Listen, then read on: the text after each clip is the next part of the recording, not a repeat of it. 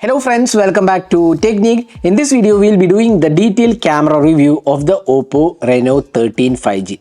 Now the Reno 13 series has been launched in India. There are two devices, the Reno 13 Pro and the Oppo Reno 13 5G. Now in this video, we'll be looking at the cameras on the Oppo Reno 13 5G. So let's go straight into the camera samples and also let's figure out the hardware on this device. So before that, if this is your first time on this channel, do hit that red subscribe button and also hit the bell icon to get notified of all the videos we publish. Let's first have a look at the hardware. Now the rear camera is a triple camera setup. It's a 50 megapixel primary sensor. It's a Sony Light 600 sensor with optical image stabilization, f1.8 aperture. It also supports autofocus and a focal length of 26 millimeter. Now the secondary camera is an 8 megapixel ultra wide. It's an OmniVision sensor, f2.2 aperture. It supports autofocus, and the third camera is a monochrome sensor. It doesn't have much of an importance here, but then it's a 2 megapixel monochrome sensor. Now next is the selfie camera. Now the selfie camera is a 50 megapixel JN5 sensor. It's a Samsung's JN5 sensor, f2.0 aperture. It also supports autofocus. Now that's the camera hardware of the Oppo Reno 13 5G. Let's first have a look at the daylight captures. Now when you look at the daylight captures, you can see here there is good amount of details on offer. The sharpness levels are quite acceptable because it's a 50 megapixel Sony sensor. The dynamic range also looks quite good, and overall color reproduction also looks good. The sky colors are also rendered well, but you can see that in some images there is a tendency to move to slightly cooler tones, but that's not a major issue. It's Oppo's algorithm are mostly tuned for cooler algorithms, but otherwise it looks good. The details are good, the sharpness levels are acceptable, and overall the clarity of the 50 megapixel shooter does quite good job. Even the HDR performance is also good. Now that's the primary camera. Overall we are satisfied with how the camera performs. Now when it comes to ultra wide, the 8 megapixel shooter is decent. I would say it's mostly passable one because it doesn't have that kind of details of the 50 megapixel camera for obvious reasons. That is just an average shooter, I would say, in terms of details and sharpness levels. Now when it comes to close-up images, once again the 50 megapixel shooter does a quite good job, I would say. Once again the sharpness levels are good, the details are good, and the colors are also rendered well. Although there is slight richer tones when it comes to extreme green shots or red color, but overall I would say it does a quite good job in terms of details and sharpness levels. Now the phone also comes with a macro camera which is using the ultra wide angle camera. Here I would say it's just an average one. It a hit and miss one because the sharpness levels and detailings are not good, but a good thing is that colors are retained well, but then the macro is kind of very much average, I would say.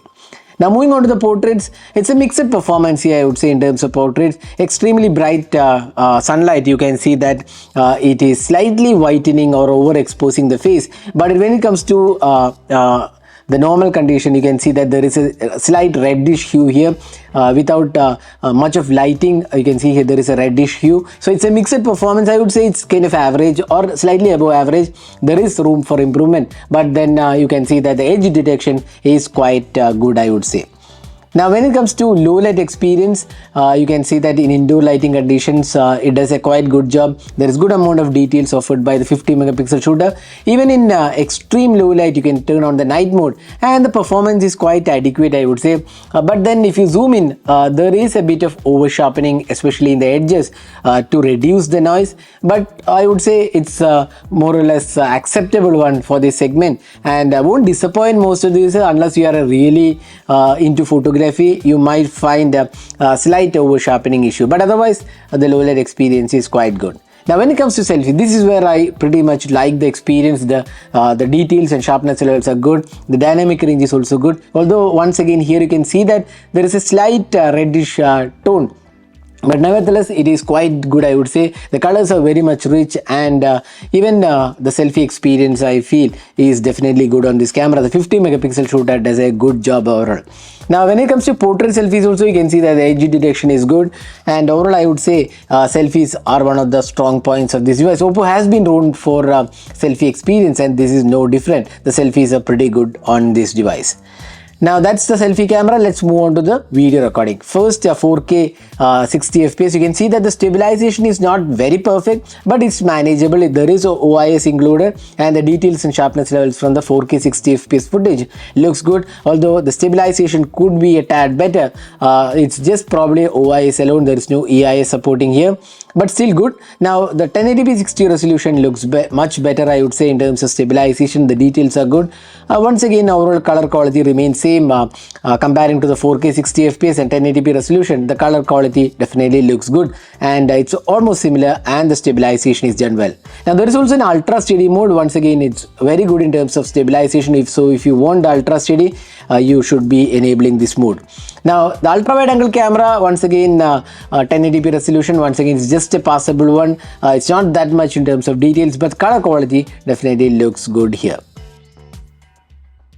So this is the front facing camera sample taken with the Oppo Reno 13 5G. It can record videos in 4K 60 FPS, which is pretty good, and you have the 0.6x, 1x and even 2x. It's a in-sensor zoom available, so you can take wide selfies as well. And I will just switch to this 0.8x in fact, and now we are into 0.2x. So you can switch between the lenses while you're recording as well. So 4K 60 FPS is pretty good on this device, and the stabilization, so you can judge yourself how good the clarity of the video is, and also the sound output from this video.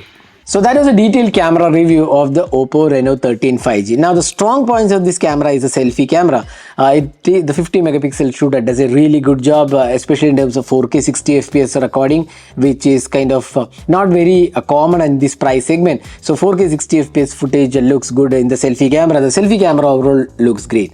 Now the primary 50 megapixel camera also does a good job overall in terms of daylight conditions and also the low light, but the portraits could be a bit more fine-tuned, especially the skin tones was not that accurate, and there is a hint of overexposing the skin tones. So that is one thing Oppo can do, but then ultra wide is just a possible one, not really that impressive. At this price segment, there could have been a better telephoto lens or even a better ultra wide angle camera. So that's what we feel about the Oppo Reno 13 5G. So for most users, Oppo Reno 13 5G camera is quite good.